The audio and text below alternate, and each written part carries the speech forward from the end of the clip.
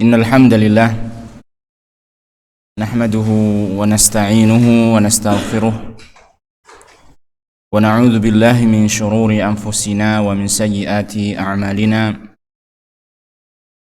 May yahdihillahu fala mudilla lahu wa man yudlil fala hadiya lahu. Ashhadu an la ilaha illallah wahdahu la syarika lahu wa ashhadu anna Muhammadan abduhu wa rasuluhu sallallahu alaihi wa ala alihi wa ashabihi wa man tabi'ahum bi ihsanin ila yaumiddin. Qala Allah ta'ala fi kitabihil karim, ya ayyuhalladzina amanu taqullaha haqqa tuqatih wa la tamutunna illa wa antum muslimun. Amma ba'd. Alhamdulillah, pertama-tama tidak lupa kita panjatkan puji syukur kita kepada Allah Subhanahu wa taala.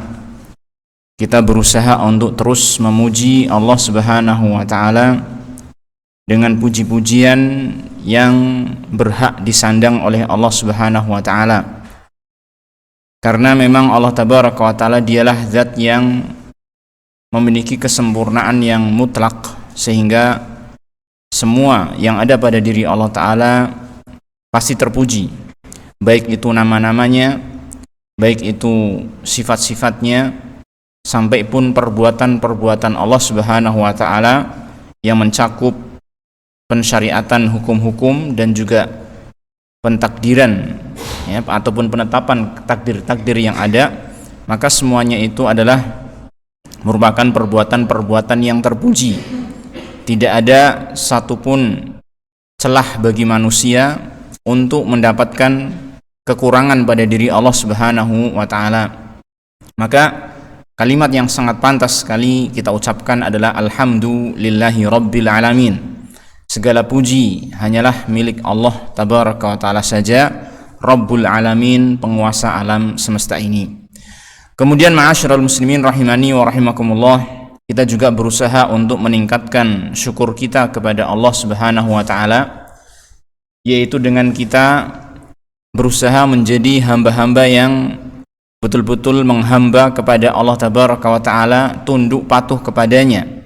Karena sesungguhnya syukur seseorang, ya, dikatakan benar apabila dia itu menjadi orang yang tunduk kepada Allah Ta'ala, mewujudkan rasa syukurnya itu dengan perbuatan, sebagaimana yang Allah Ta'ala firmankan kepada Nabi Daud beserta keluarganya, agar mereka itu melakukan amalan, agar mereka itu beribadah kepada Allah Ta'ala.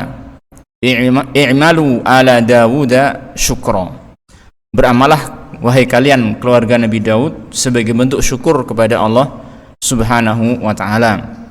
Maka kita berusaha meningkatkan ketakwaan kita kepada Allah Subhanahu wa ta'ala, ketundukan kita kepada Allah Subhanahu wa ta'ala, dengan harapan kita menjadi orang-orang yang tergolong yang sedikit, sebagaimana yang Allah firmankan, wa qalilum min ibadiyasy syakur, sangat sedikit di antara hamba-hambaku yang betul-betul bersyukur, yang banyak bersyukur kepada Allah Subhanahu wa ta'ala.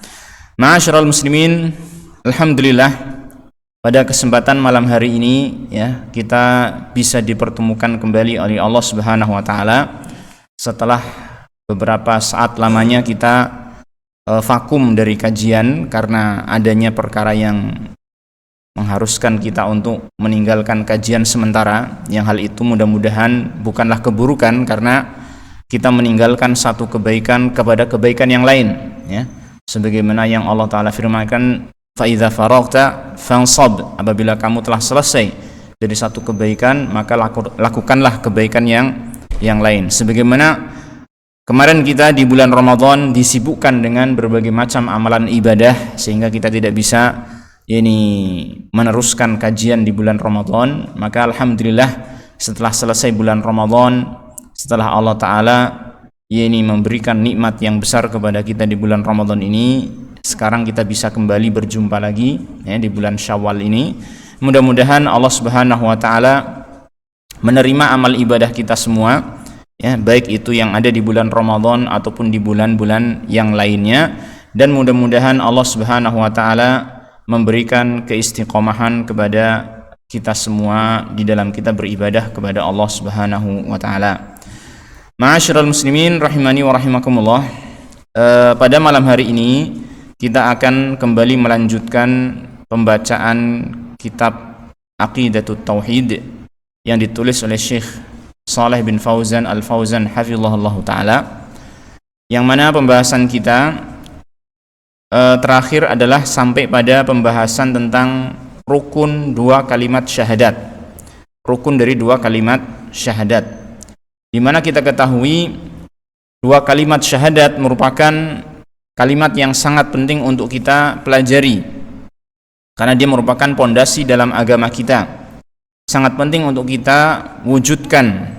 Dan untuk kita mewujudkan dua kalimat syahadat tersebut tentu ada bagian-bagian yang disebut sebagai rukun, yang hal itu seandainya hilang salah satunya maka tidak akan tegak dua kalimat syahadat tersebut.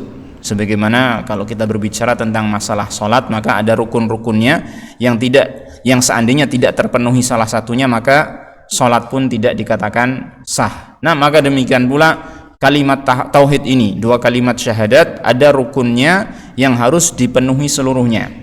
Adapun rukun dari kalimat la ilaha illallah, maka ada dua, yaitu an-nafyu wal isbat. An-nafyu wal isbat, yaitu meniadakan hak untuk disembah dari selain Allah Subhanahu wa taala. Ini tidak ada satupun yang berhak untuk disembah, ya. Di antara seluruh makhluk yang ada, tidak ada satupun yang berhak untuk mendapatkan apa? Peribadahan manusia, ya, karena tidak ada satupun dari mereka yang memiliki hak untuk disembah. Taib.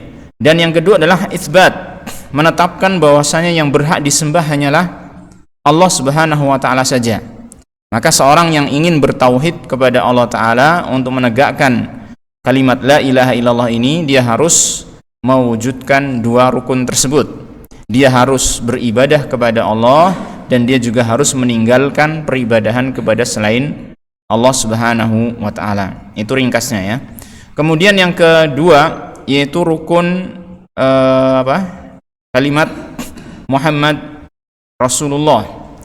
Rukun dari syahadat Muhammad Rasulullah juga ada dua, tetapi berbeda dengan yang tadi, yaitu dalam ucapan kita asyhadu anna Muhammadan abduhu wa rasuluhu.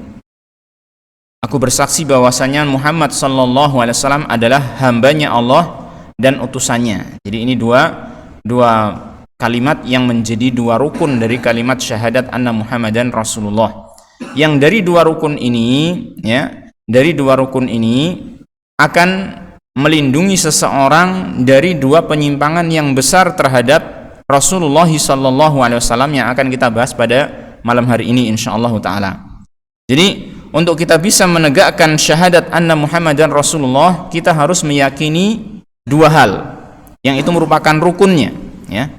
Yang pertama, kita meyakini bahwasanya beliau adalah abduhu, hambanya Allah taala.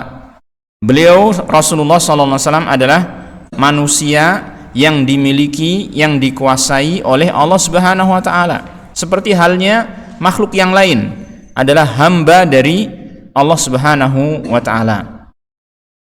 Yang ini tentunya menjadikan kita harus bersikap tidak melebih-lebihkan dalam memuliakan Rasulullah sallallahu alaihi wasallam. Ya, karena orang yang tidak memperhatikan rukun bagian yang pertama ini, maka dia akan bersikap melampaui batas terhadap Rasulullah sallallahu alaihi wasallam, yang sehingga akhirnya bisa menjadikan Rasulullah sallallahu alaihi wasallam sebagai tandingan bagi Allah Subhanahu wa taala. Kemudian rukun yang kedua adalah kalimat rasuluhu, beliau adalah utusan Allah. Ini juga harus kita yakini dengan kuat. Kita meyakini bahwasanya Muhammad sallallahu alaihi wasallam meskipun beliau adalah manusia seperti kita, tetapi ternyata mendapatkan keistimewaan dari Allah tabaraka wa taala, diangkat sebagai utusannya, ya.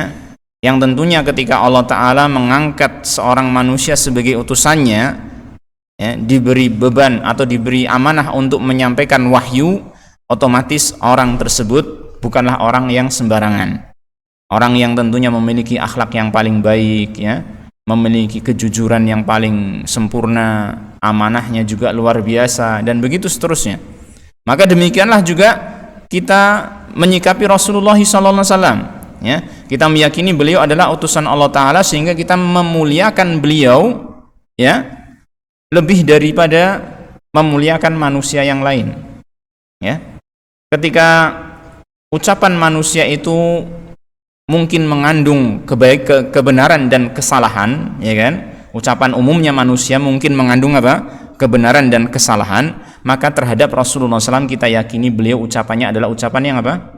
Semuanya adalah benar, karena beliau adalah utusan Allah Subhanahu wa Ta'ala, ya. Sehingga tidak ada satupun ucapan manusia yang boleh kita terima secara mutlak kecuali siapa?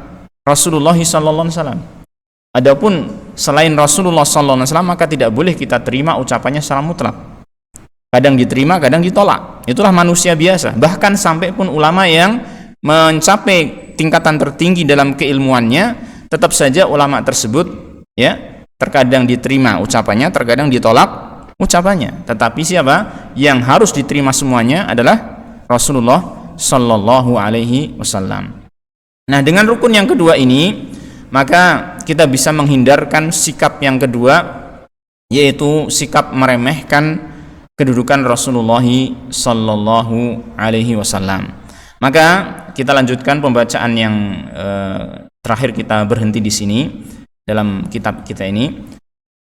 Dikatakan oleh Syekh Shalih Al-Fauzan hafizahullahu taala, wa fi syahadati lahu bihatainis sifataini nafyun lil ifrati wat tafriti fi haqqihi sallallahu alaihi wasallam. Maka dalam mempersaksikan kepada Rasulullah sallallahu alaihi wasallam dengan dua sifat ini, dua sifat yang dimaksud adalah ya tadi, keberadaan beliau sebagai hambanya Allah dan keberadaan beliau sebagai utusannya Allah Subhanahu wa Ta'ala.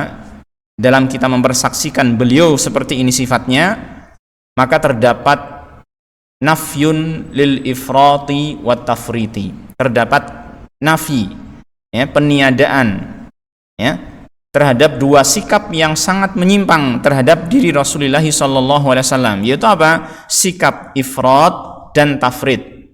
Ifrat itu adalah melampaui batas, sedangkan tafrit adalah apa? Lawannya, meremehkan, merendahkan, dan semisalnya, ya. Jadi ketika kita bersyahadat anna Muhammadar Rasulullah dengan memenuhi dua rukunnya, kita meyakini beliau sebagai hambanya Allah, sekaligus kita meyakini beliau sebagai utusannya Allah Ta'ala, maka dengan demikian kita menghindarkan diri kita dari dua sikap yang menyimpang, yang memang harus ditinggalkan dua sikap tersebut, yaitu apa? Ifrat dan tafrid, melampaui batas dan meremehkan terhadap haknya Nabi sallallahu alaihi wasallam. Nah, fa inna katsiran mimman yad'i annahu min ummatihi afrata fi haqqihi wa ghala fihi. Karena sesungguhnya banyak, ya, banyak di antara orang-orang yang mengklaim sebagai umat beliau sallallahu alaihi wasallam, ternyata orang tersebut afrata fi haqqihi, bersikap melampaui batas terhadap kedudukan Rasulullah SAW, wa ghala fihi, dan apa? Bersikap gulu terhadap Rasulullah sallallahu alaihi wasallam. Hatta rafa'ahu fawqa martabatil ubudiyyati, sehingga mengangkat beliau sallallahu alaihi wasallam di atas martabat ubudiyah, melebihi kedudukannya sebagai hamba. Tidak cukup menganggap beliau sebagai hamba, sebagai manusia biasa, tetapi mengangkatnya ila martabatil ibadati lahu min dunillah, sampai pada derajat zat yang diibadahi selain Allah Subhanahu wa Ta'ala. Jadi menjadikannya sebagai tandingan bagi siapa? Allah Subhanahu wa Ta'ala. Nanti kita akan terangkan di antara bentuk-bentuk ghulu yang ada, ya, insyaallah. Contoh-contohnya. Fastaghatsa bihi min dunillah. Maka orang tersebut karena beranggapan beliau itu bukan hanya sekedar hamba biasa, ya kan? Dan dia menganggap Rasulullah SAW itu memiliki kemampuan-kemampuan yang luar biasa, bahkan kemampuannya ini setara dengan Allah Ta'ala, maka orang itu pun akhirnya istighatsah kepada beliau SAW, tidak kepada Allah. Tahu istighatsah itu apa? Istighatsah itu meminta agar dihilangkan bencana yang telah terjadi, namanya istighatsah. Minta agar dihilangkan bencana yang telah terjadi, namanya istighatsah, ya. Jadi seharusnya ketika seorang hamba itu tertimpa bencana, maka yang dia tuju adalah siapa?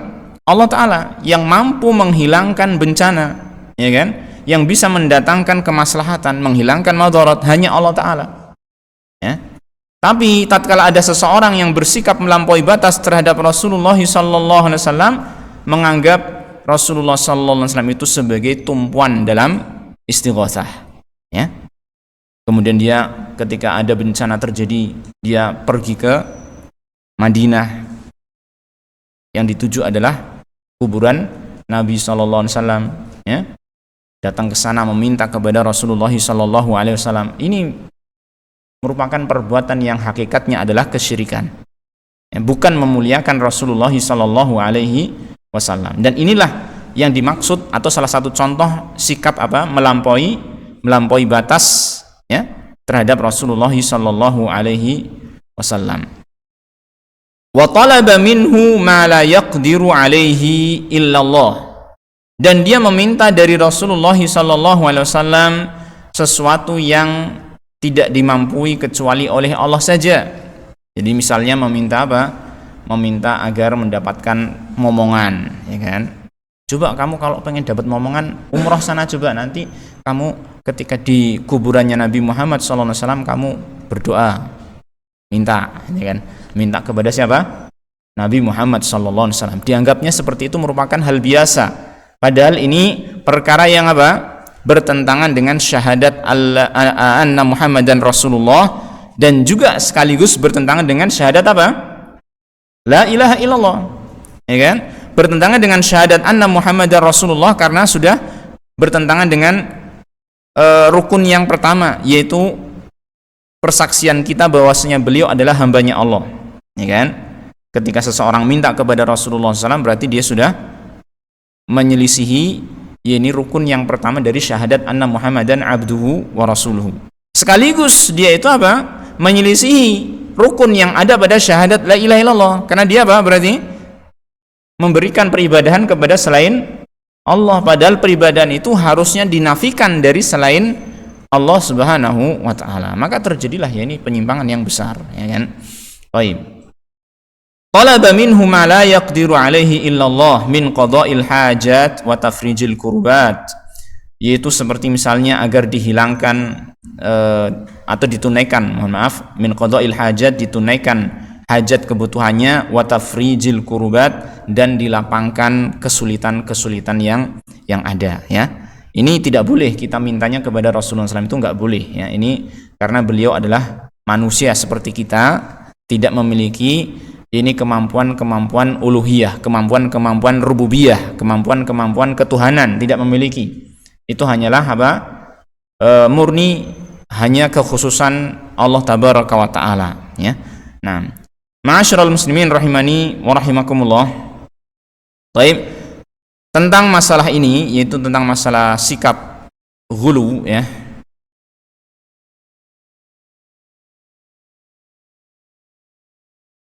Tentang masalah sikap ghulu, yang hal ini merupakan perkara yang tercela di dalam agama, maka kita sebutkan di sini di antaranya dalil-dalil akan hal tersebut.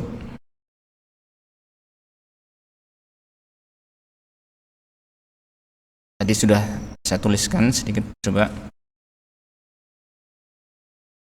ya, ini ya, enggak begitu jelas ya.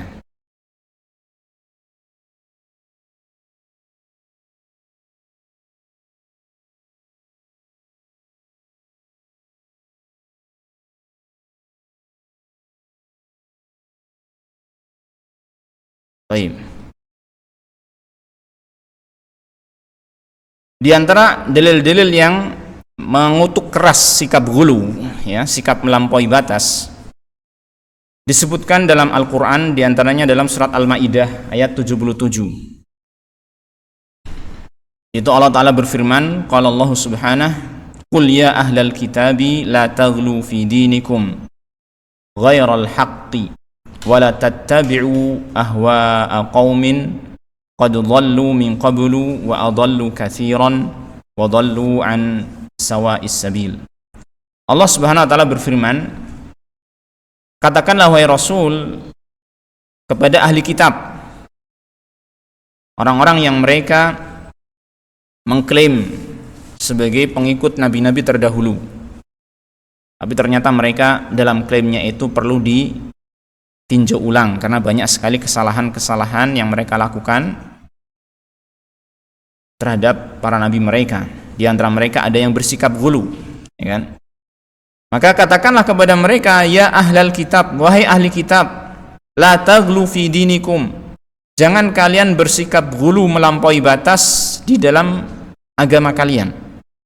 Kalimat ini, ma'asyiral muslimin rahimani wa rahimakumullah, Allah Ta'ala menyebutkan tentang larangan sikap melampaui batas di dalam beragama. Yang larangan ini Allah tujukan kepada siapa? Ahlul kitab. Meskipun demikian, ternyata larangan ini berlaku juga bagi kita sebagai kaum muslimin. Karena ketika Allah Ta'ala menyampaikan tentang larangan-larangan di dalam Al-Quran kepada ahlul kitab, yang di sana bukan merupakan kekhususan mereka larangan tersebut, itu tentunya berlaku juga bagi kita kaum muslimin. Karena mereka disebutkan dalam Al-Quran, ya, di antara hikmahnya adalah sebagai contoh pelajaran bagi kita, sebagai contoh pelajaran bagi kita. Ya, ketika Allah Ta'ala melarang mereka melampaui batas dan itu menjadikan mereka binasa, berarti sikap melampaui batas pun terlarang bagi kita. Seperti itu. La taghlu fi dinikum ghairal haqqi, janganlah kalian melampaui batas di dalam agama kalian tanpa kebenaran. Wala tattabi'u ahwa'a qaum, dan janganlah kalian mengikuti hawa nafsu satu kaum yang mereka itu qad dhallu min qablu, telah sesat sebelumnya, wa adallu katsiran, dan mereka menyesatkan banyak orang, wa dhallu an sawa'is sabil, dan mereka sesat dari jalan yang lurus, ya. Dalam ayat yang lain dalam surat An-Nisa, Allah Ta'ala mengatakan, ya ahlal kitabi la taghlu fi dinikum wa la taqulu 'ala Allahi illal haqq. Wahai ahli kitab, jangan kalian melampaui batas di dalam agama kalian. Ya, ini sama, larangannya sama.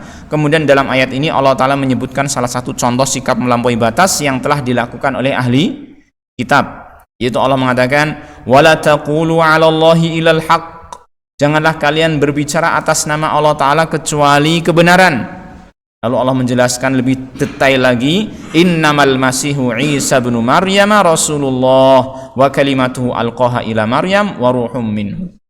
Sesungguhnya Al-Masih Isa putranya Maryam adalah utusan Allah dan kalimat Allah yang Allah sampaikan kepada Maryam, dan dia adalah salah satu ruh yang Allah ciptakan. Ya. Di sini dalam ayat ini Allah Subhanahu wa taala memulai ayatnya dengan apa? Larangan bersikap ghulu, larangan bersikap melampaui batas dalam beragama. Lalu kemudian Allah Tabaraka wa taala memberikan contoh yang telah terjadi, yaitu di kalangan ahli kitab, di mana mereka orang-orang Nasrani secara khusus, ya, mereka menyikapi nabi mereka yaitu Nabi Isa alaihissalam, yang mereka tempatkan posisinya itu dengan cara melampaui batas. Tidak hanya mereka memuliakan Nabi Isa sebagai utusannya Allah, tetapi mereka malah melampaui batas, ya, dengan menjadikan Nabi Isa itu sebagai tandingan bagi Allah, atau bahkan Allah itu sendiri, atau bahkan putranya Allah. Ada beberapa perkataan yang kita dapatkan dari orang-orang ahli kitab Nasrani tentang masalah Nabi Isa. Ada yang mereka mengatakan Nabi Isa itu satu dari 3 oknum Trinitas, ya kan? Ada yang mengatakan Nabi Isa itu adalah apa? Putranya Allah. Ya, ada yang mengatakan Nabi Isa itu Allah itu sendiri, Allah yang menitis kepada Nabi Isa, dan lain sebagainya. Banyak pendapat-pendapat di kalangan mereka tentang masalah Nabi Isa alaihissalam, yang semuanya itu adalah merupakan hasil dari sikap melampaui batas mereka terhadap Nabi Isa alaihissalam. Ya, maka terkait dengan hal ini Rasulullah sallallahu alaihi wasallam itu pernah mengatakan ya dalam hadis yang diriwayatkan Bukhari ini yang kita sebutkan di sini, bahwasanya Rasulullah SAW itu mengatakan la tutruni kama atratin nasara ibna Maryam. Janganlah kalian memujiku secara berlebihan sebagaimana orang-orang Nasrani memuji putranya Maryam secara berlebihan, dipuji secara berlebihan sampai menjadikannya sebagai anak Tuhan menurut mereka atau sebagai Tuhan menurut sebagian mereka dan lain sebagainya ya. Maka Rasulullah SAW mewanti-wanti kita, jangan kalian memujiku secara berlebihan.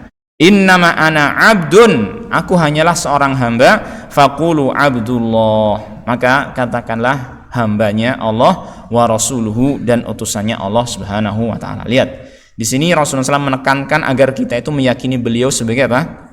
Abdun, sebagai hamba bagi Allah Subhanahu wa taala. Nah, dalam hadis yang lain dikeluarkan oleh Imam Nasai, kemudian juga Imam Ibnu Majah, Imam Ahmad dan lain sebagainya, Rasulullah SAW pernah mengatakan bahayanya sikap ghulu, ya kan? Yaitu Rasulullah SAW mengatakan, iyyakum wal ghuluwa fid din, fa innama ahlaka man kana qablakum al ghuluwu fid din. Jauhilah oleh kalian sikap ghulu, melampaui batas di dalam agama. Jauhi sikap melampaui batas dalam agama. Ya. Kenapa harus kita jauhi? Fa innama ahlaka man kana qablakum al-ghuluwu fid din. Karena yang membinasakan umat sebelum kalian adalah apa? Sikap melampaui batas di dalam agama. Ya. Sikap melampaui batas di dalam agama.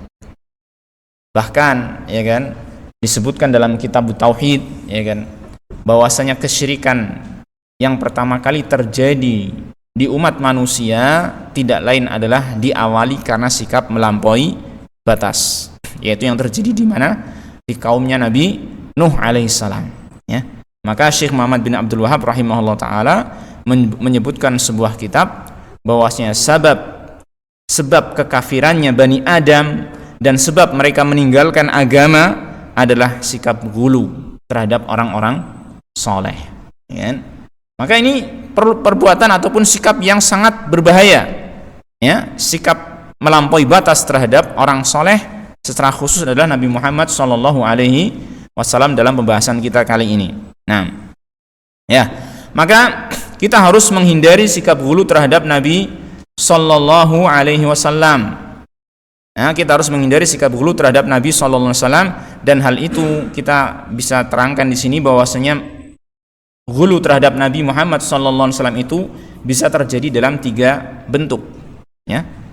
Al-ghulu bil qaul, al-ghulu bil i'tiqad, al-ghulu bil fi'li ya. Sikap ghulu terhadap Nabi Muhammad SAW itu bisa terjadi dalam 3 bentuk. Ada sikap ghulu melampaui batas dengan ucapan, ada melampaui batas sikap ghulu dengan apa? I'tiqad, dengan keyakinan. Ada sikap ghulu melampaui batas dengan perbuatan. Maka kita contohkan sebagian di antaranya. Yang pertama, al-ghuluwu bil qaul, sikap ghulu dengan ucapan.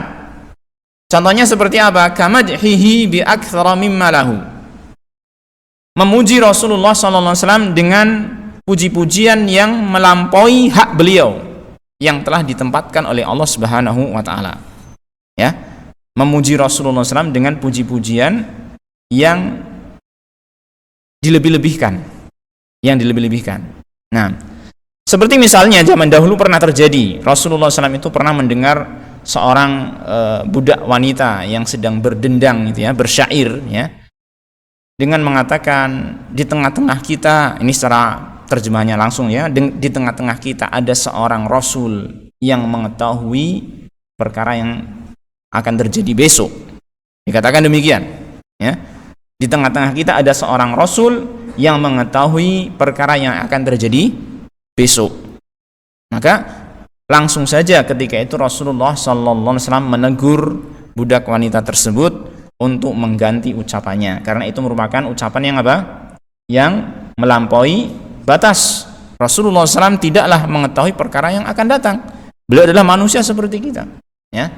Nah, ya, termasuk juga di antara sikap hulu di dalam ucapan seperti ini tidak kita tuliskan, ya. Seperti misalnya ucapan seseorang zaman dahulu pernah terjadi juga yang kemudian ditegur oleh Rasulullah SAW, seseorang yang mengatakan Masya Allahu wa sya'a Muhammad. Ini terjadi karena kehendak Allah dan kehendak siapa? Muhammad sallallahu alaihi wasallam. Terjadinya segala sesuatu itu adalah karena takdir siapa hakikatnya? Takdir dari Allah tabaraka wa ta'ala. Dan tidaklah Allah ta'ala dalam mentakdirkan segala sesuatu itu bersekutu, berserikat dengan salah satu di antara makhluknya. Tidak. Allah ta'ala mentakdirkannya dengan sendirian. Maka ketika ada seseorang yang mengatakan Masya Allah wa sya'a Muhammad, ini terjadi atas kehendak Allah dan kehendak Muhammad, berarti apa? Dia telah melampaui batas terhadap Rasulullah SAW dalam ucapan ini. Rasulullah SAW nggak berhak tuh ditandingkan dengan apa? Disandingkan dengan siapa? Allah Subhanahu wa Ta'ala dalam hal ini. Ya. Nah, ini contoh sikap ghulu dalam ucapan. Barangkali juga termasuk puji-pujian yang disampaikan, yang diucapkan oleh banyak manusia yang mereka nggak tahu sadar atau tidak, ternyata dalam ucapan-ucapan puji-pujian yang mereka lantunkan itu ternyata apa? Ternyata mengandung unsur melampaui batas terhadap Rasulullah Sallallahu Alaihi Wasallam. Maka yang seperti ini hendaknya kita tinggalkan. Ya, maka kalau kita ingin memuji Rasulullah SAW atau ingin bersalawat kepada Rasulullah Sallallahu Alaihi Wasallam, cukuplah kita gunakan lafaz-lafaz yang sesuai dengan syariat, yang ada tuntunannya dari syariat. Nggak usah kita membuat-buat hal yang baru. Nah, ini ghulu dalam ucapan, ya. Kemudian yang kedua, ghulu dalam hal keyakinan. Ini bahaya. Kalau ghulu dalam hal keyakinan juga lebih berbahaya karena bisa-bisa terjadi pada kesyirikan yang besar, ya kan? Seperti misalnya keyakinan seseorang bahwasanya Rasulullah SAW mengetahui perkara yang ghaib. Keyakinan. Kalau tadi ucapan, ucapannya mengatakan Rasul mengetahui perkara yang akan datang, akan terjadi besok. Maka ini dalam ucapan. Tapi kalau sampai pada keyakinan, maka ghulu dalam hal apa? Keyakinan. Meyakini beliau mengetahui perkara yang ghaib. Ini merupakan perbuatan ghulu. Kenapa? Karena Rasulullah SAW itu tidaklah mengetahui perkara yang ghaib. Kalau misalkan ada orang bertanya, loh itu kok Rasulullah SAW bisa menyampaikan kabar-kabar tentang surga neraka, kok bisa menyampaikan kabar tentang perkara yang akan datang nanti, tanda-tanda hari kiamat misalnya, akan keluarnya Dajjal dan seterusnya. Bukankah itu perkara yang ghaib yang beliau sampaikan? Kita katakan, iya betul, itu perkara ghaib yang beliau sampaikan. Tetapi beliau menyampaikan perkara ghaib seperti itu bukan berarti beliau mengetahui perkara yang ghaib. Bingung nggak? Enggak ya? Insya Allah nggak bingung. Kenapa beliau bisa menyampaikan perkara yang ghaib? Karena mendapatkan wahyu dari Allah. Bukan karena beliau tahu perkara yang ghaib, gitu ya. Jadi beliau bisa menyampaikan perkara yang ghaib yang akan datang karena ada landasannya, yaitu apa? Wahyu. Bukan karena beliau sendiri yang mengetahui perkara yang ghaib. Jelas ya? Karena beda antara dua hal tersebut, ya kan? Kalau seseorang dikatakan mengetahui perkara yang ghaib, ada wahyu nggak ada wahyu, berarti dia tahu, gitu loh. Dan ini tidak mungkin ada pada makhluk. Karena mengetahui perkara yang ghaib hanyalah kekhususan siapa? Allah Subhanahu wa Ta'ala. Ya, tidak ada yang mengetahui perkara yang ghaib di langit ataupun di bumi kecuali hanya satu saja, yaitu siapa? Allah Subhanahu wa Ta'ala. Nah, adapun Rasulullah SAW, maka beliau bisa menyampaikan perkara-perkara yang ghaib karena ada wahyu dari Allah Subhanahu wa Ta'ala. Ya. Baik. Juga di antara keyakinan yang melampaui batas terhadap Rasulullah SAW, ya, seperti misalnya beliau memiliki annalahu sifatan min sifatir rububiyyati awil uluhiyah. Beliau dianggap memiliki salah satu di antara sifat ketuhanan. Maka ini juga termasuk sikap melampaui batas terhadap Rasulullah sallallahu alaihi wasallam, ya. Baik. Dan seterusnya, masih banyak lagi. Waktunya hampir habis. Kemudian sikap ghulu dalam perbuatan. Sikap ghulu dalam perbuatan. Contohnya tadi sudah disebutkan istighatsah, ya. Yang tadi di sana di di buku kita tadi ada istighatsah, minta dihilangkan bencana, ya, dari Rasulullah SAW dan seterusnya. Kemudian berdoa kepada Rasulullah SAW. Termasuk juga ini yang kita sebutkan di sini, yaitu apa? Menjadikan kuburan beliau sebagai tempat ibadah. Ittikhadhu qabrihi masjidan. Menjadikan kuburan beliau sebagai tempat ibadah. Maka ini termasuk salah satu sikap ghulu terhadap Rasulullah SAW yang terjadi dengan perbuatan. Yang terjadi dengan apa? Perbuatan. Ini semua hendaknya kita hindarkan. Nah, baik. Kemudian ma'asyiral ikhwah azanillah wa iyyakum jami'an, kita kembali ke kitab kita. Kalau tadi adalah sikap yang pertama yang menyimpang terhadap Rasulullah SAW, maka yang ini adalah sikap yang kedua. Wal ba'dul akharu jahada risalatahu.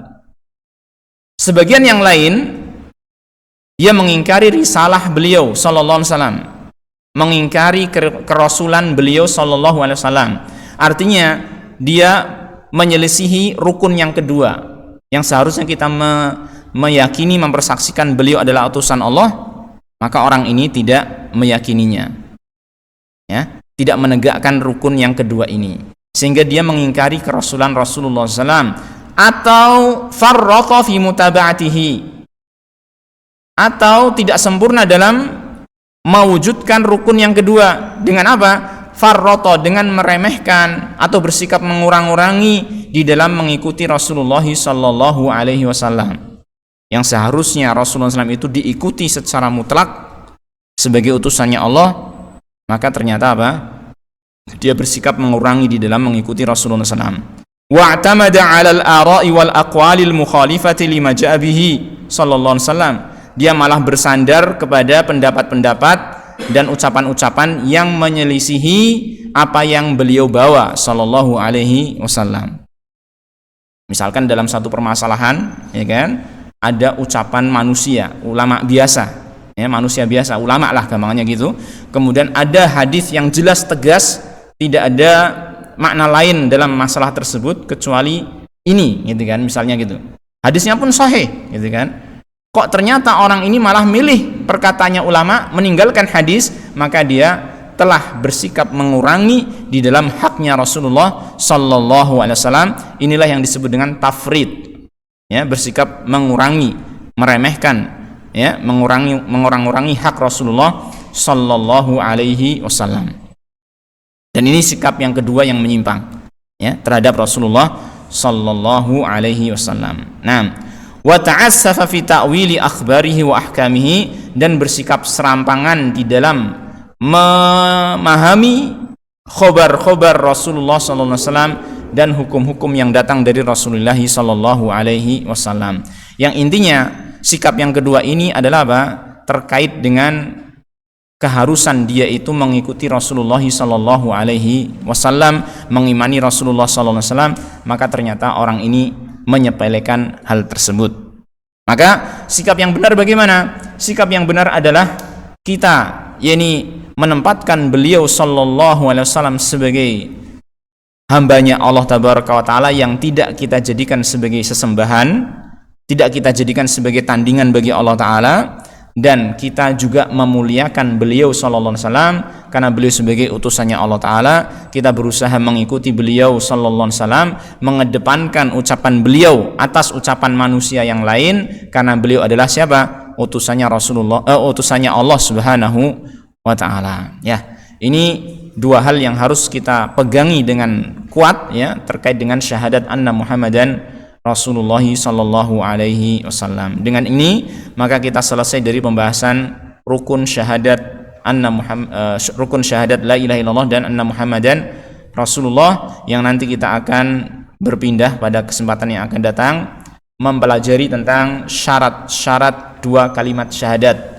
Jadi dua kalimat syahadat ini, ya, selain ada rukunnya, ternyata dia ada syarat-syaratnya agar dia bisa bermanfaat, ya, bagi kita yang mengucapkan dua kalimat syahadat tersebut. Barangkali ini yang bisa kita pelajari pada malam hari ini. Kita cukupkan untuk malam hari ini. Insyaallah kita lanjut pada pertemuan yang akan datang. Kita akhir wa sallallahu wasallam ala nabiyyina Muhammadin wa ala alihi wa sahbihi ajma'in wa akhiru da'wana alhamdulillahi rabbil alamin.